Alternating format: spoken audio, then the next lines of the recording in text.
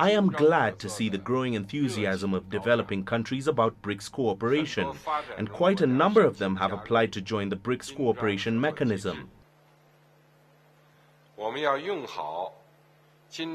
We need to act on the BRICS spirit of openness, inclusiveness and win-win cooperation to bring more countries into the BRICS family so as to pool our wisdom and strength to make global governance more just and equitable.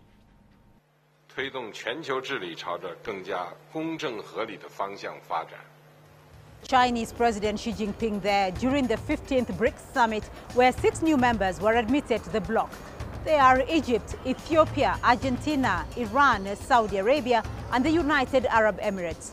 The 6 countries will officially become members of the BRICS on the 1st of January 2024, expanding the group to 11 members.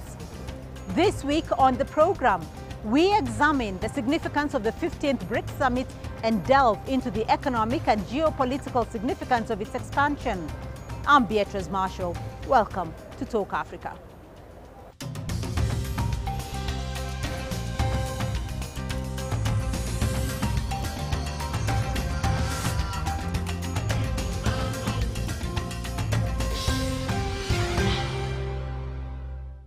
Well, joining me now to unpack some of the key agenda issues at BRICS 2023 are Ambassador Professor Anil Suklal, Ambassador-at-Large, Asia and BRICS at the South Africa Department of International Relations and Cooperation, Tembisa Fakude, Senior Research Fellow, Africa-Asia Dialogues, and Gustavo De Cavallo, Political Analyst and Public Policy Researcher. Gentlemen, welcome to the program. Let me start off with getting your perception of what happened at the BRICS Summit. Ambassador Suklal, starting off with you, what are your key takeaways from the summit, particularly under the key themes, the discussions at the Johannesburg Declaration 2?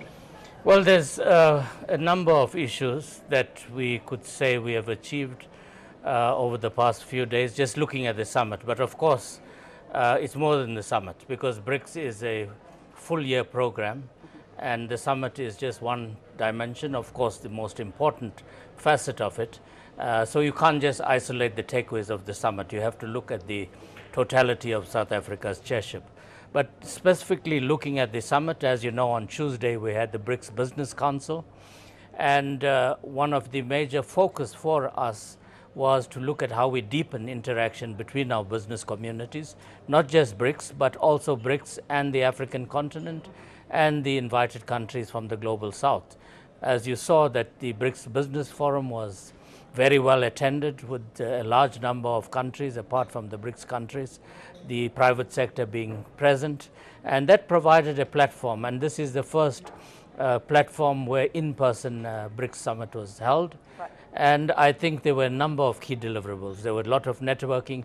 But before that, the Women's Business Alliance met in Durban over 2 days on the 20th and 21st of August. I was speaking to our chairperson of that alliance meeting, and they had about 1,000 delegates from Africa, BRICS and Global South countries, and she told me that business to the value of 48 billion rands was transacted just at the summit itself. And I'm sure likewise the Business Council, you would have seen major transactions and deals signed there. So we provided that platform of further deepening economic interaction between ourselves and the Global South countries. That's on the business front. So I'm going to come back to you on the political front, but let me also get to Mrs. View here. Well, I think it's been a good function for South Africa. Once again, we're in the limelight. We have guests coming from different parts of the world. We've got the media that has once again amplified what South Africa is and what South Africa can offer. And we have managed to showcase our offerings. Minister Ibrahim Patel gave a very nice introduction in terms of what South Africa is all about and where we come from. And I think that to an extent will add to further interactions between South Africa and all the countries that we're here, including the media. So South Africa is ready for business, and that was well communicated.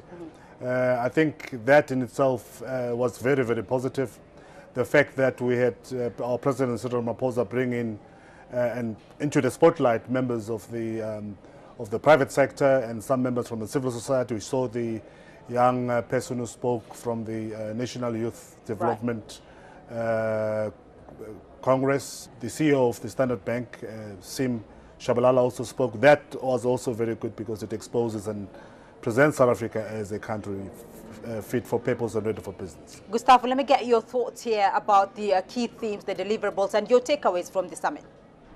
Thank you. And I think certainly the discussion around the expansion took a lot of attention of the public opinion of different countries. I think the decision to ensure and to invite 6 new countries to join the bloc is a very interesting case for the increasing institutionalization of BRICS, the increasing collaborations amongst its members, and particularly when we're starting very important discussions around the role of currencies and the role of local currencies in particular when it comes to trade amongst BRICS members. We have new countries coming that will provide a lot of liquidity in terms of the interaction between countries. So in that sense, I think this provided a really important step for a larger BRICS and hopefully a more impactful BRICS in international relations. Well, let's look at that issue, Gustavo, because the new structure of the expanded BRICS, bringing in Argentina, UAE, Iran, Saudi Arabia, Egypt, and Ethiopia, these countries, what is the implications here for geopolitics? I think, and I wanted to start particularly with the 2 African countries that were invited, and I think it provides a very important opportunity in a space where African countries are looking to expand their voice in international affairs. I think it combines and complements very nicely with a number of other developments happening within the continent, particularly the implementation of the African Continental Free Trade Area, but also in terms of the potential joining of the Africa Union to the G20. We've also seen countries like Argentina, a country that works very closely with Brazil, and I think it would be very hard for Brazil to accept any expansion without the presence of the southern partner. And then we have our 3 new countries from the Middle East. We have Saudi Arabia, UAE, and Iran, and in particularly important countries, important middle powers, very relevant in their own region, and will be very important, especially when we start the conversations, when the leaders of the ministers of economy and finance and the governors of central banks start talking about trading with local currencies, noting that a lot of countries are already discussing those issues. We've seen this week India already showcasing that we'll be buying 1 million barrels from the UAE in rupees. And I think it's an important first step and a good test for BRICS in terms of identifying how the group is going to be able to engage further in strengthening discussions around currencies, reserves, and payment systems. Professor Suklal, you brought in an interesting dimension of what the business community from the BRICS countries achieved during the BRICS Summit. The inclusion of Africa, particularly Ethiopia and Egypt, what do these countries bring to the table? Well, look, I think also the fact of the matter that you now have a country from North Africa, East Africa, and Southern Africa within the BRICS family, I think this is good for the African continent. We set for ourselves a major focus during our chairship, a partnership between BRICS and Africa, and especially focusing on the African Continental Free Trade Agreement and the opportunities that it brings for Africa and also for our partners. And I think all of the current BRICS partners have major interaction with Africa, so do the new partners that we are bringing on board. So I think it will deepen the interaction between our BRICS partners and the African continent, and I think this is good news for Africa as well as good news for the BRICS.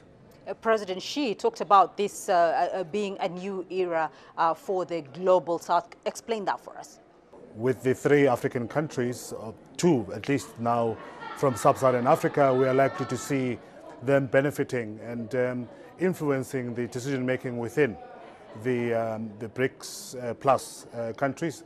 But again, what's more interesting for me was 3 Gulf countries. Iran, Saudi Arabia, and United Arab Emirates.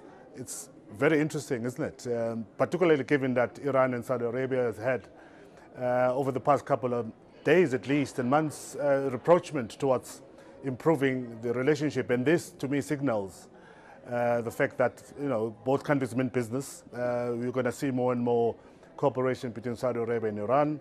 And with the UAE coming in, it will add, again, another financial muscle to the BRICS Plus. So it's good news overall.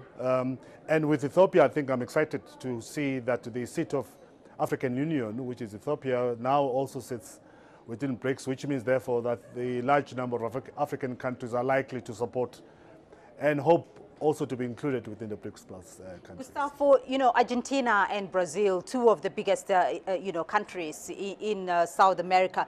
Does this change the economic and political landscape now in South America? Despite their historical rivalry, countries that are very tied to one another, and the foreign policy tends to be very much in parallel. And so I think for Brazil, they seem to see that as a success in terms of their own understanding and their own idea in terms of what South American integration within the rest of Global South should be.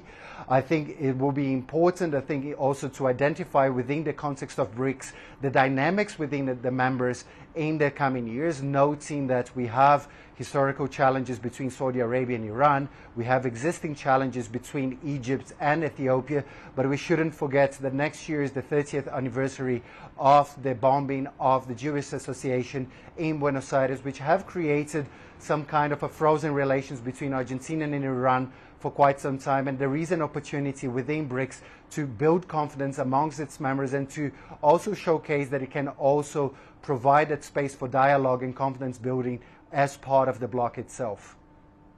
All right, I want to come to another President Xi remark there, where he said that the bloc was gathering, Professor Suklal, at a time when the world is entering a new era of regrouping. He did call on the BRICS countries to play an important role. Put that in context for us, especially against the call for the BRICS countries to advance the interests of this Global South. What does it mean for the Global South?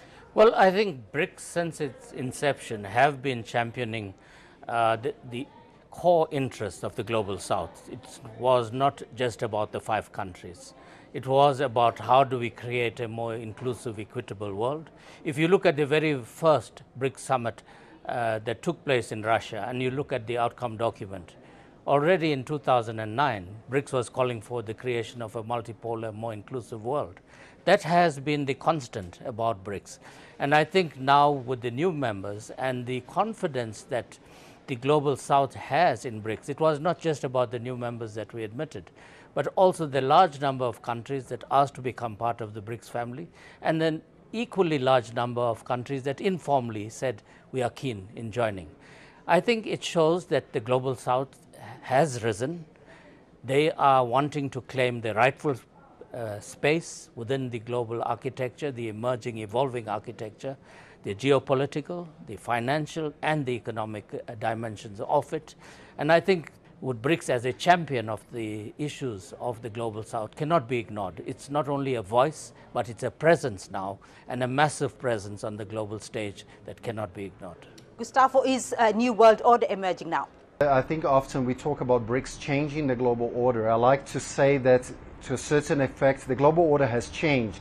We're just building a lot of the institutions that will support to this new role that emerging economies bring. I think there is a very good potential, and often we talk about this divide between the Global South and the Global North, but I think institutions like BRICS could potentially become very important vehicles for the Global South to enhance the dialogue with the Global North, including with G7 countries. I think there is a lot of opportunities in terms of ensuring increased complementarity between BRICS members, but also when it comes to other countries within the Global South. I think it was particularly important that South Africa presented its positions focusing particularly on Africa, and I think with the potential and the number of the institutions, the number of processes that we have been creating in recent times is a very important process for a continent with 1.3 billion people. And certainly we would like to see also how other countries are able to become involved in the group, even if they're not members. I think that all of the BRICS members have their experience of being left out in some of international institutions, and I think that creates a lot of expectations for other countries in the Global South to create a new grouping, expanded grouping that has a new core of 11 members, but it's also very inclusive and bringing voices from different parts of the developing world. All right, Tembisa, I want to get your very quick comment on this. Are we seeing the emergence of a new world order here? I think we are seeing the emergence of the new order, but what many have started arguing of a swing African states where we cannot be friends with everyone because Africa deserves to be friends with everyone. We're desperate in need of economic investment. We are desperate in terms of our own human resource development. And all of these blocks that have been competing over the past couple of decades can come quite helpful to Africa in terms of ensuring that our very young human resource is fit for purpose and ready for the future. Indeed, very interesting discussion there, but we are going to take a short break, and when we come back, we'll continue our discussion on the 15th BRICS Summit. To stay with us.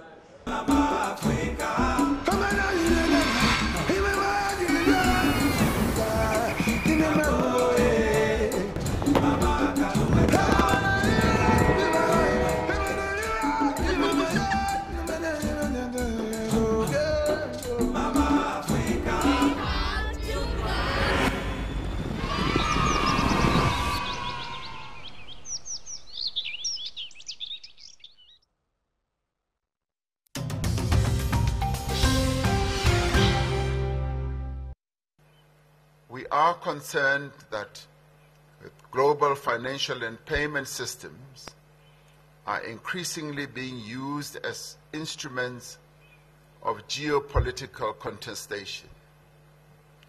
Global economic recovery relies on predictable global payment systems and the smooth operating of banking, supply chains, trade, tourism, as well as financial flows.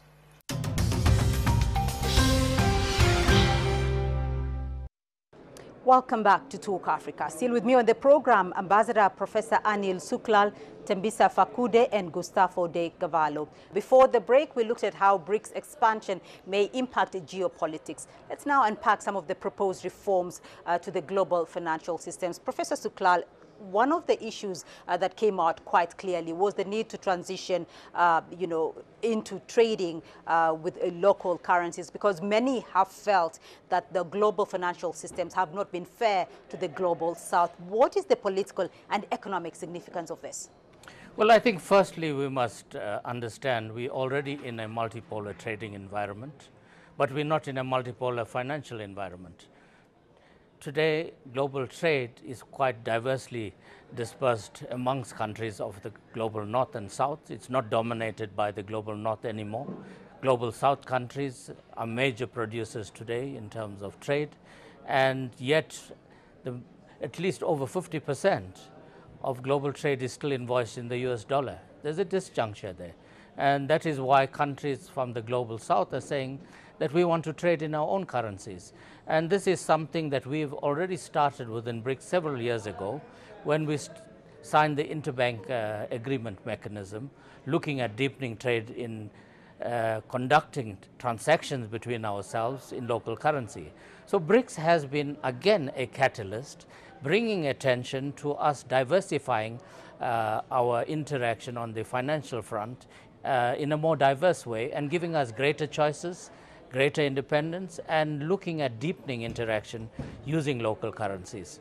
And this is not just confined to the BRICS now. BRICS has been the catalyst. Africa, the African Union has stated that in order to facilitate the trade amongst ourselves as a result of the free trade agreement, we should trade in local currencies. And that's why the Afri-Exim Bank has set up the Pan-African Payment and Settlement System.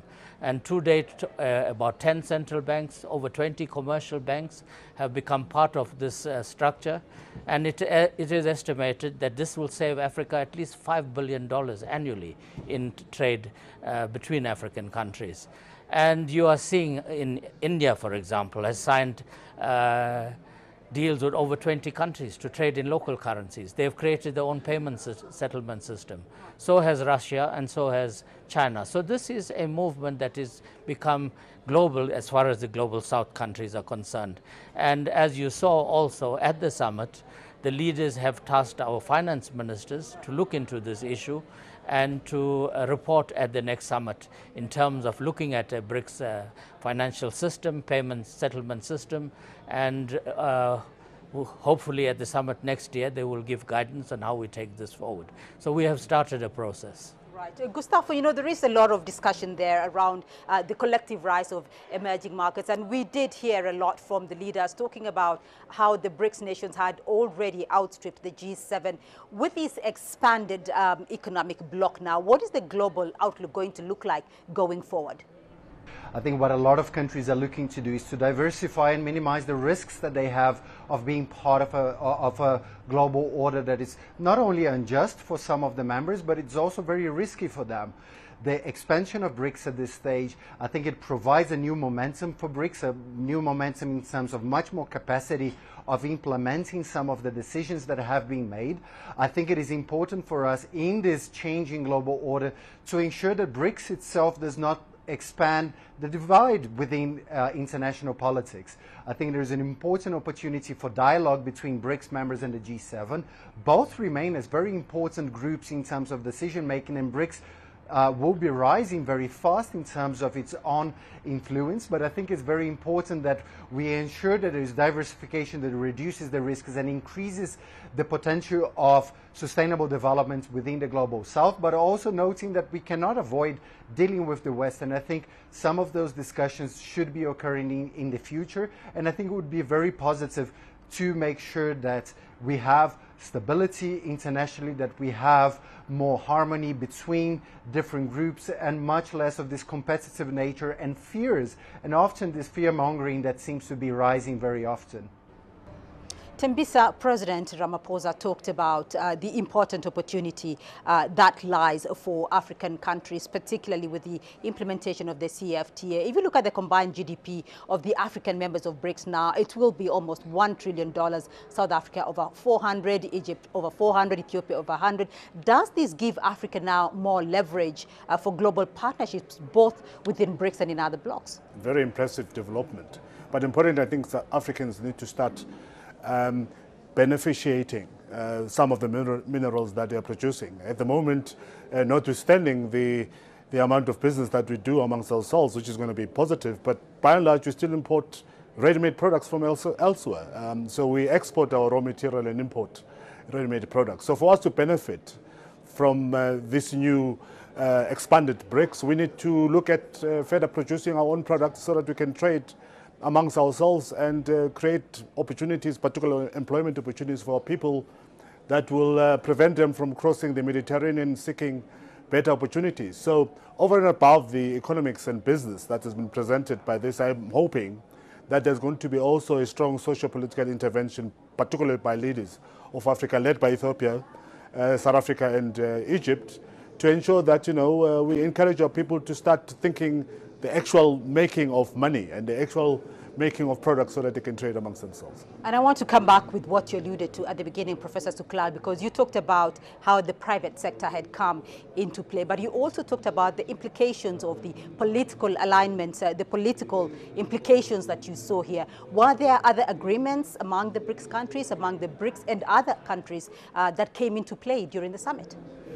Well, look, I mean, it was important to recognize that all of the BRICS countries, we have a certain level of agreement between ourselves in terms of all of the key areas that we operate on. In terms of formal agreement, we are finalizing a customer agreement between ourselves. We have several other agreements that are under consideration. Over the years, we have been signing agreements, but we do so when there's maturity and consensus on all of these things. But I just want to also comment on the issue that Gustavo pointed out. With the new members added, currently all 5 BRICS members are G20 members. With the 2 members that are G20 members that are being added, Saudi Arabia and Argentina, you have 7 of the BRICS countries that are G20 members. G7 are all G20 members. So 14 of the G20 countries, well, 19 are country, EU is the 20th. 14 are G20 members between BRICS and the G7. And we talk to each other there, we cooperate with each other within the G20. So there's already a platform where we are cooperating. So I am confident that both the G7 and the BRICS at some stage will dialogue with each other, because as I've said, they are dialoguing with each other within the G20, And that's why we have a coherent and a well-functioning G20. So I don't think the expansion of BRICS should necessarily mean increasing the divide between the North and South, because BRICS is open to dialogue with all parts of the world, including the global North. We want to be inclusive in all that we do, and I think interacting with each other is something that should happen for the betterment of the world community. And I want to get your winding up comments here, gentlemen. But before we wind up, I want to find out, as we reflect on BRICS 2023, first of all, what next for the BRICS? And what are the key indicators? Gustavo, let me come to you there. What are the key indicators that could influence the trajectory of the BRICS moving forward? I think it's going to be a very busy year for ministers of finance within all of the BRICS members. The discussion regarding the local currencies is a very important one. I think, as Ambassador Suklal mentioned, there's already a lot of developments in place, particularly at a bilateral level. It will be very interesting to see how this web of relations will contribute within the context of BRICS, and particularly how would that move forward. I think certain aspects within BRICS that I find always very interesting, and despite the fact that we often talk about the summit, it is also how this is going to impact some of the other discussions that occurred throughout the years during whichever presidency of BRICS that is happening. We saw the BRICS Business Forum this week. There was the Youth Forum and some of the recommendations in terms of creating the Youth Council. We have discussions at an academic level, civil society, scientists, and so on. And I think we're going to have a much more diverse range of actors in there, a much more diverse exchange of ideas, of experiences, of expertise. And that in itself, we shouldn't underestimate how important they are. We often talk, and China often talk about the idea of people-to-people relations. And I think this is something that in this expanded phase of BRICS can provide a lot of benefits for those societies, especially when we see the diversity of countries in a group that has a very interesting aspect for me, that is a group that has a focus in terms of what it would like to do, but it's a group that also seems to agree to disagree. And I think this brings a very important momentum for open discussions, open dialogues, and ensuring that this expanded BRICS provides a space not only for economic development, but also for closer interaction between societies. And I think we already have a good foundation from what we've seen in the last 15 years. Right, Tembisa, your thoughts? What next for the BRICS? Well, I think what's next for the BRICS is coherence and also encouraging the interaction that's needed to advance economic activity within Africa. There's already been indications that that's going to be happening. So with Prime Minister Abiy Ahmed, President Cyril Ramaphosa, and Abdel Fattah al-Sisi, we are likely to see a coordination that will push Africa forward, and we're all looking forward to it. All right, Professor Suklal, what could influence the bloc's trajectory moving forward? Well, I think we firstly must coordinate our internal cooperation, the mutual benefit that it brings to all BRICS members.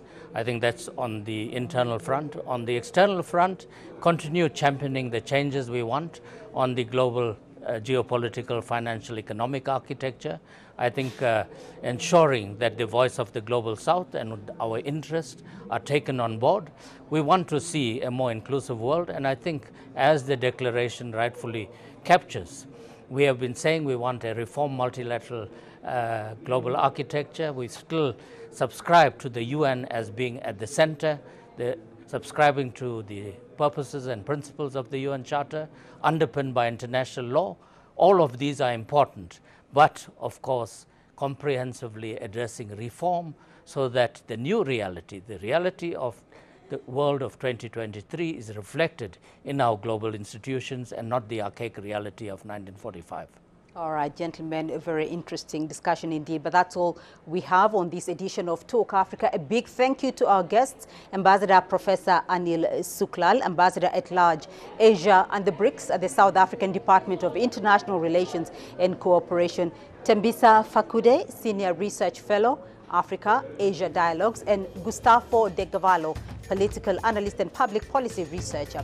Remember, you can be a part of this conversation online through our social media handles on Facebook and Twitter. Do also catch the show on our YouTube playlist. Do keep the conversation going and join us again next week for more Talk Africa. For me, Beatrice Marshall and the team here in Johannesburg, until next time, it's bye-bye.